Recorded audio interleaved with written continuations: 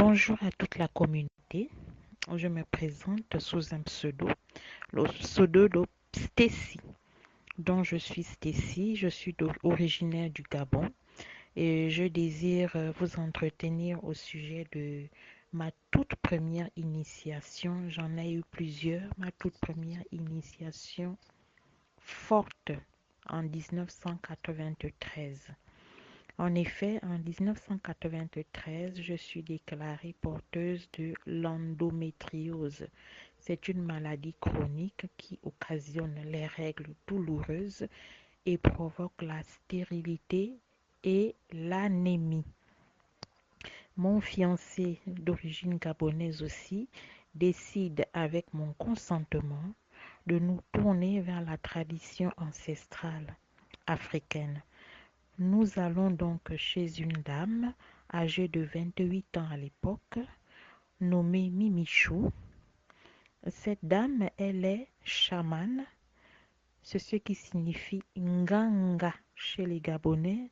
Les chamans, on les appelle les Nganga, ou encore des traditionalistes, ou encore des guérisseurs, ou encore Inyima, ça c'est en langue locale, Inyima.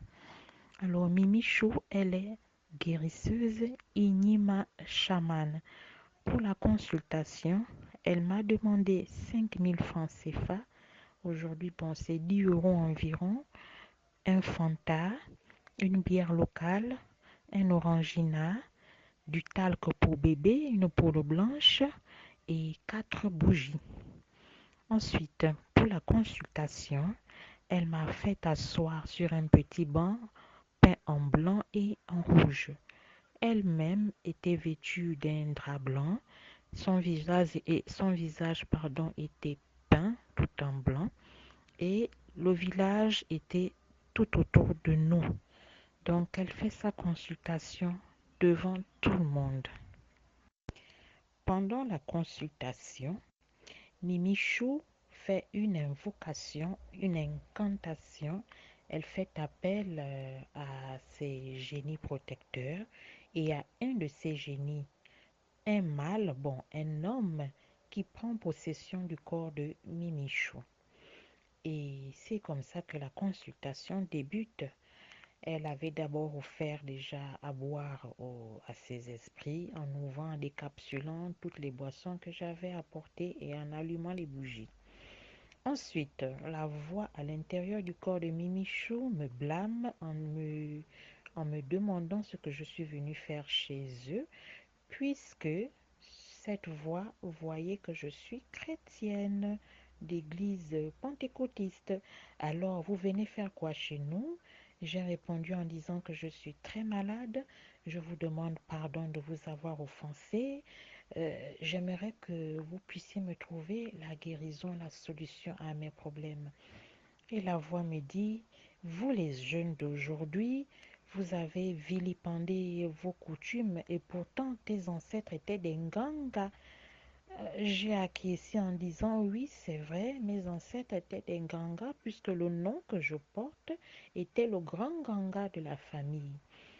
J'ai demandé pardon et c'est comme ça que l'esprit a continué à consulter en disant que je suis atteinte du mauvais œil.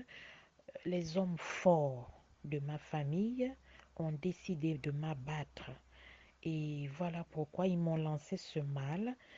Et la voix disait que elle ne pouvait pas me relâcher parce que si je retournais chez moi à la maison ce jour-là, je ne ferais que une semaine et je serais déclarée décujus, donc décédée. Et étant donné que j'ai demandé de l'aide, la voix a dit, je ne retourne plus chez moi, je vais rester ici avec eux dans leur village jusqu'à ce que la guérison soit déclarée. J'ai été prise de panique, mais je me suis calmée. J'ai accepté, je n'avais pas le choix. Et c'est comme ça que la voix a déclaré que tout le village devait arranger le temple qu'on appelle Mbanja.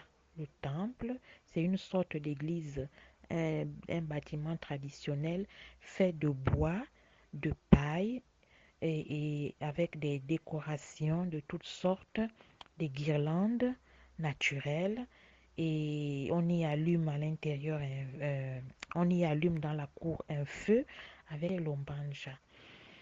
Et tout le village a obéi à cette voie et ils ont commencé à faire les travaux pour pouvoir commencer le processus qui amène vers l'initiation à la plante appelée iboga ou encore eboga. D'après les scientifiques, c'est une plante hallucinogène, mais détrompez-vous, ce n'est pas du tout une plante hallucinogène puisque on voit beaucoup de choses quand on absorbe cette plante. On est conscient et on voit ses ancêtres et on parle avec ses ancêtres. Alors, le jour J, bon, je vais d'abord parler du processus. Elle m'a dit, la petite case que les villageois sont tentés de faire pour moi, c'est une petite case en paille, en feuilles de palmier, et on y met de la boue. Il n'y a pas de lit, il n'y a pas de matelas. Je dors dans la boue pendant 2 mois. Je vous assure qu'au début, j'ai pleuré. C'était difficile pour moi. Difficile. Un enfant de ville lui demander de dormir dans la boue, toute nue. C'était compliqué. Donc j'ai passé 2 mois, je dormais dans la boue, dans cette petite case. Chaque jour, les membres du village apportaient des seaux d'eau et pétrissaient cette boue. Et quelle était la recommandation? Je ne devais pas manger de l'huile, des condiments. Je ne mangeais que du poisson. Avec du poisson, du bouillon de poisson. Ce bouillon était et comportait que de l'eau, du sel et des feuilles amères. Et comme condiment, je n'avais que des tubercules, 2 tubercules bouillis. Je ne mangeais pas de manioc non plus. Alors, je n'avais que comme vêtement un drap blanc et chaque soir, je devais aller à la rivière aux environs de 3 heures du matin. 3 heures du matin de la nuit, je devais me lever, aller à la rivière avec mon seau de couleur blanche, recueillir l'eau de rivière, la ramener dans ma case, me laver près de la case et ensuite me maquiller avec du kaolin blanc, du kaolin rouge et une poudre appelée le bleu à l'époque, une poudre qui blanchissait les habits. Et j'avais une cloche pour faire appel à Mimi Chou, ma marraine spirituelle, ou faire appel à une demoiselle, bon, des demoiselles d'honneur, une demoiselle qui devait m'apporter un soutien, une jeune fille. Et c'est comme ça que j'ai passé les 2 mois dans l'Ombanja. Je n'avais droit à aucune visite, même pas celle de mon fiancé. Si mon fiancé s'hasardait de venir dans la case, il devait payer une amende. Et cette amende pouvait même s'élever à 25 000 francs. Ensuite, il n'y avait que Mimichou, donc l'Anganga, et la demoiselle d'honneur qui s'occupait de moi. Tous les matins, je devais me réveiller très tôt, aux alentours de 6 à 7 heures du matin. Je devais me rendre au fromager, un grand arbre qui est comme un baobab à la cour du village. Je devais m'asseoir et attendre que la chamane arrive pour qu'elle me demande comment s'est passée la nuit, quels sont les rêves que j'ai pu visionner. Et on appelle ce processus les mitsombo, qui est le fait de raconter tout ce qu'on a vu en rêve auprès du chaman. Il s'est passé 2 mois comme ça en attendant le jour J de l'initiation forte où je devais absorber cette plante très amère, plus amère que la nivaquine, comme de l'absinthe. Donc, je devais absorber cette plante dans une assiette blanche À l'intérieur de cette plante écrasée en forme de poudre, ce sont des racines. On y met une certaine herbe appelée la tisane des singes et on y ajoute le lait Nestlé aux oiseaux pour essayer de me donner le courage de l'absorber. Donc ce mélange iboga écrasé en poudre, plus la plante appelée la tisane des singes, plus, le lait Nestlé aux oiseaux, ce mélange s'appelle l'automatique. Donc le jour J de l'automatique arrivait et tout le village était à un rythme effréné parce que ça se passe les week-ends. En 3 jours, on commence vendredi, samedi et on finit dimanche. Et pendant les 2 mois, j'avais des soins. Mimichou me faisait des soins. Premier soin, il s'agissait de purifier mon sang. Comment s'y prenait-elle? Elle m'a demandé d'envoyer mon fiancé acheter des paquets de lames, les lames de rasoir, là, les gilettes. Alors elle prenait, sous le soleil de midi, entre midi et 15 heures, elle prenait une gilette, elle commençait à me lacérer la peau du sommet du crâne jusqu'aux chevilles de mes 2 pieds, jusque même aux orteils de mes 2 pieds, jusqu'à la plante des pieds. Elle me lacérait la peau, elle me faisait des scarifications pour que mon mauvais sang sorte du corps, comme elle me disait. Et c'était sa séance de purification pour restaurer mon sang. Alors là, je vous dis que j'ai pleuré de tout mon corps. Ça fait très mal, sous un soleil accablant, être lacéré avec des lames, des gilettes, parce qu'il faut chercher la guérison. Et j'ai supporté cela. Je n'avais pas d'autre choix. Ensuite, comme autre soin, elle avait un rituel du feu, purification par le feu. Un jour, elle a fait un feu de bois, un grand feu. Elle a attendu qu'il y ait beaucoup de braises, de charbon rouge. Donc les charbons étaient bien rouges. Elle m'a demandé d'uriner dans le feu.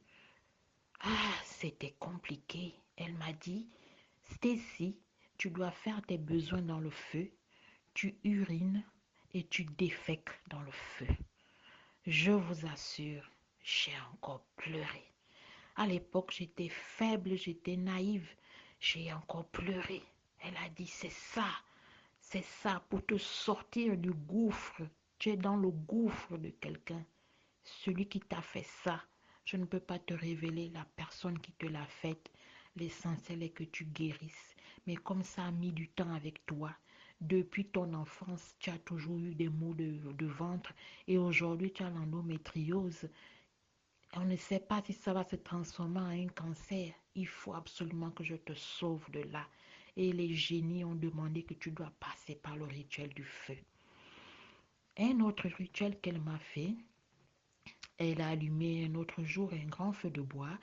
Il fallait que je m'asseye à côté de ce grand feu de bois et ils m'ont couverte avec un drap blanc et la fumée, je devais absorber cette fumée. C'était catastrophique pour moi. De la fumée partout et dans cette fumée, elle y avait incorporé du piment. Aïe, aïe, aïe, c'était grave. Et en le faisant, elle a dit que c'était une façon de chasser les entités négatives qui tournaient autour de moi. On appelle cette pratique au Gabon Ifoulou.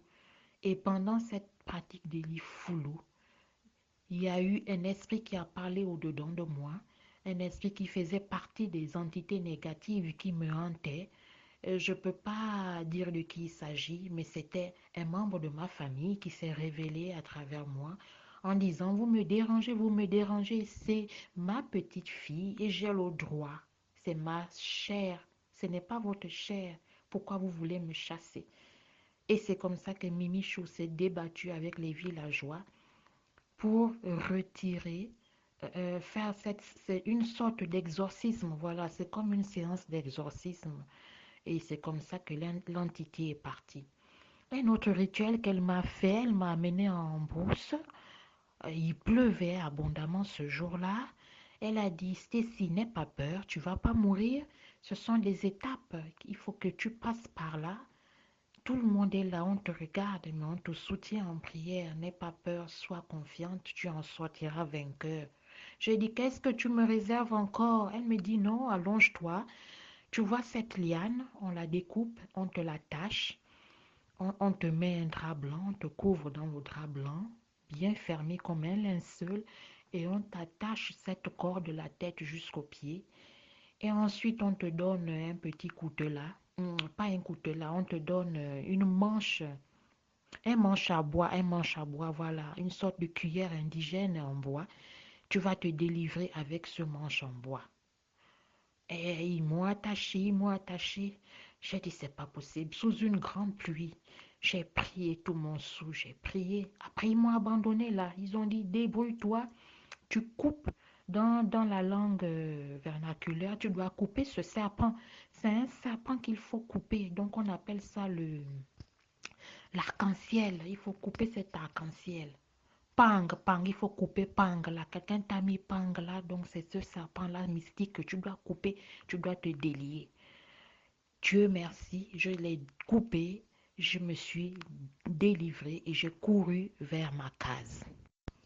Une autre pratique, un autre rituel qu'elle m'a fait avant le jour de l'initiation forte à Iboga, elle m'a couverte d'un pagne comme un linceul, comme un cadavre, devant le fromager, au milieu de tout le village.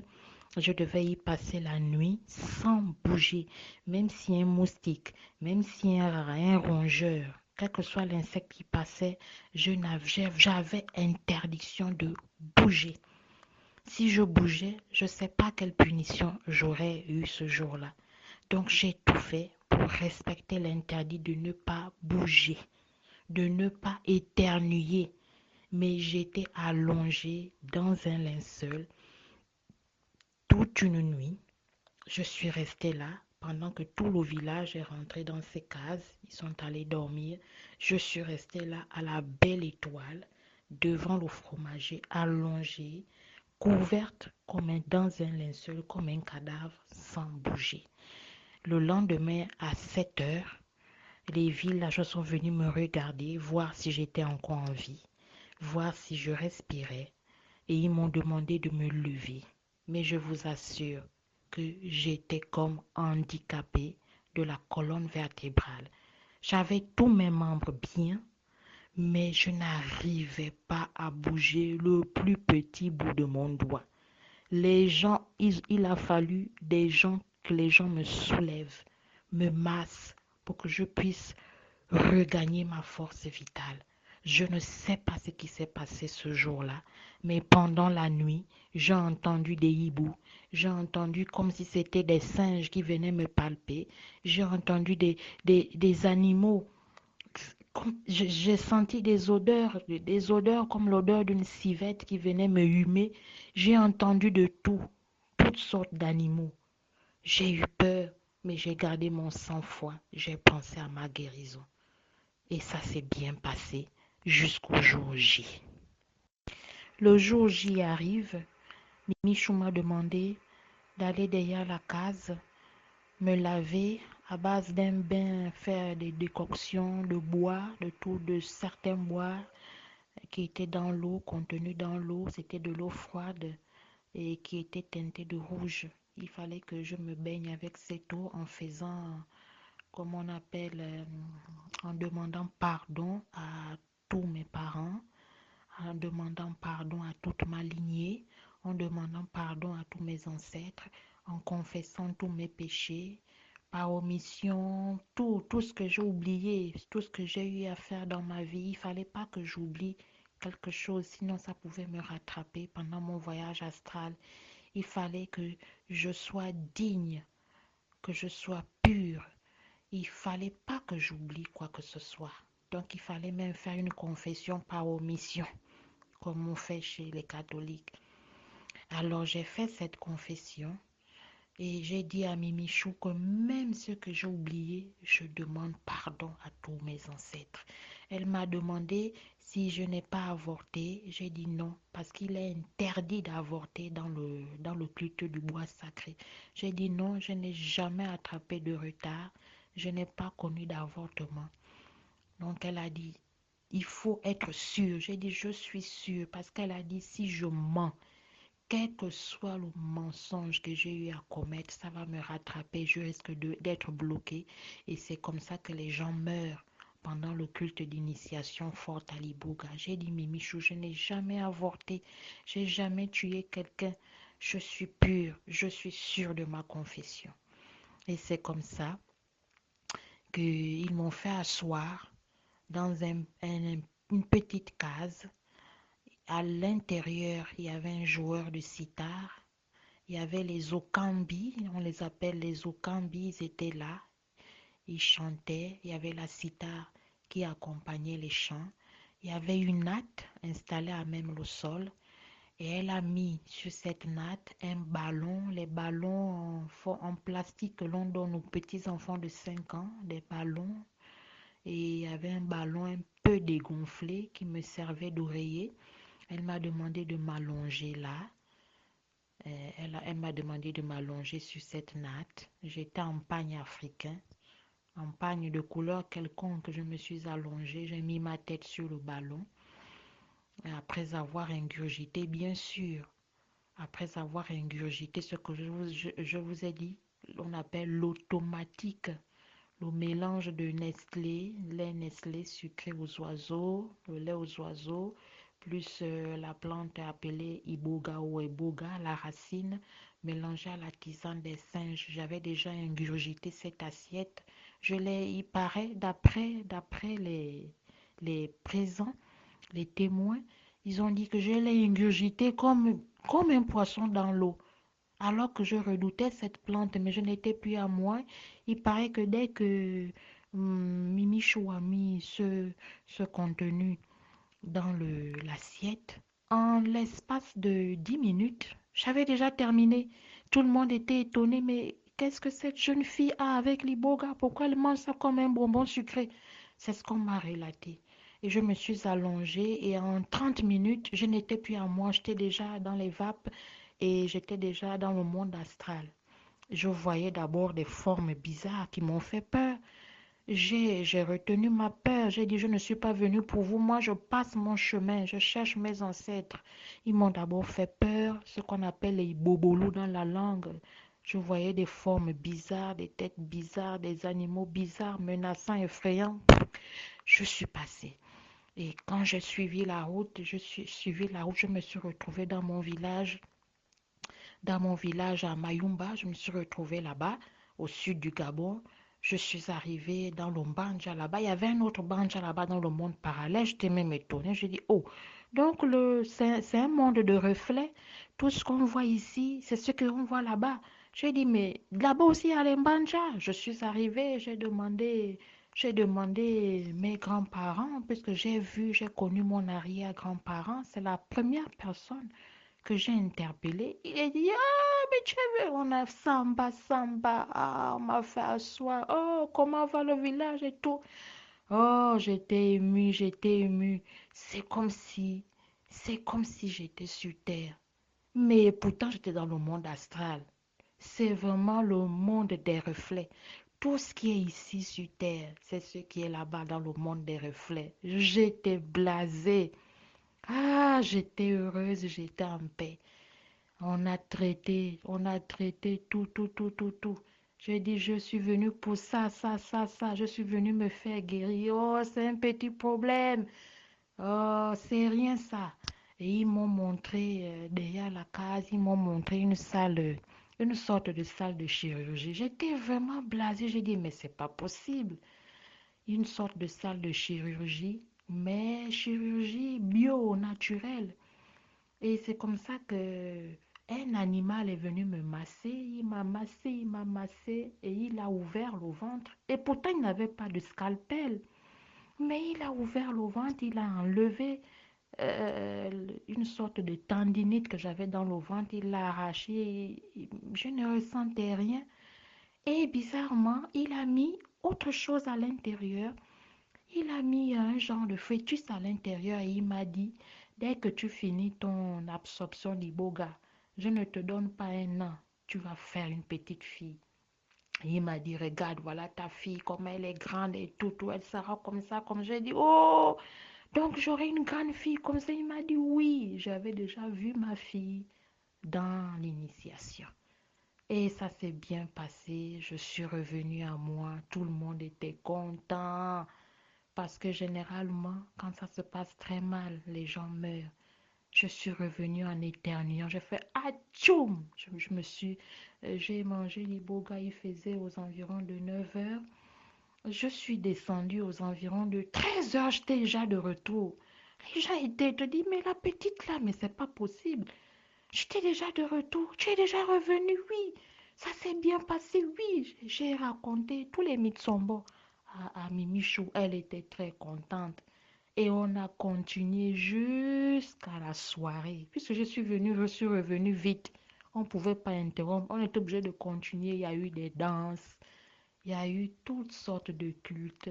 Ils ont donné la boisson au fromager. Il y avait une table pleine de biscuits et tout. C'était vraiment la fête. Et le culte a continué avec les tambours, avec les okambis, les hommes qui dansaient, les femmes qui chantaient. Et pendant ce temps, j'étais sur la natte. J'étais sur la natte, je méditais.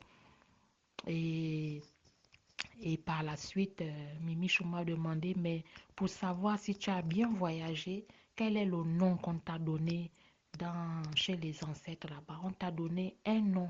Le nom que tu as, c'est pas, le prénom que tu as, c'est les prénoms des Occidentaux. Mais si tu as bien voyagé dans ton voyage astral, on t'a sûrement donné un nom. Je lui ai révélé mon nom. Elle a dit, oh, tu me fais honneur.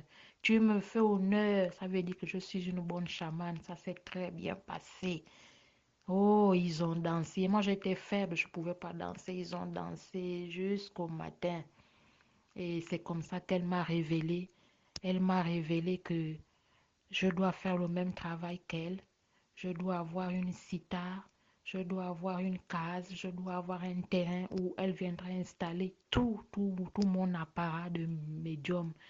Malheureusement, malheureusement, cette dame elle avait tellement bon cœur qu'à la petite occasion, elle n'a pas été, elle a perdu un petit pan de lucidité. Et comme elle aimait dire ils l'ont eu, bon, les jaloux l'ont eu, et elle est décédée quelques mois, hein, un an après mon initiation. Donc, on n'a pas eu le temps de terminer tout ce qu'elle m'avait promis, de me faire asseoir, de me faire la passation des services pour devenir aussi chamane. On n'a pas eu ce temps. Elle est décédée du paludisme. Mais je garde de bons souvenirs de cette dame. Elle m'a vraiment encadrée et c'est elle qui m'a vraiment décrit ce qu'on appelle le monde astral, comment m'entretenir avec les ancêtres. Donc, malgré ma culture catholique, protestante et consort, mais je garde de bons souvenirs car je n'ai pas perdu le lien avec mes ancêtres parce qu'elle m'avait déjà montré, vraiment, elle m'a montré 75%, vraiment. Cette dame, je ne cesserai de pleurer Mimichou. Voilà un peu mon témoignage, j'espère que ça vous a plu. Merci et j'attends vos questions.